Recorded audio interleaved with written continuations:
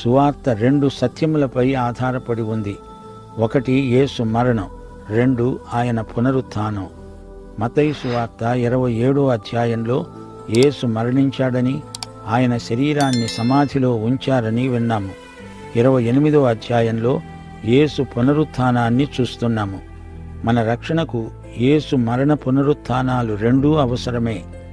రోమాపత్రిక 4వ అధ్యాయం 25వ వచనం, ఆయన మన అపరాధముల నిమిత్తము అప్పగించబడి మనము నీతిమంతులముగా తీర్చబడడానికి లేపబడ్డాడు. దేవునికి స్తోత్రం.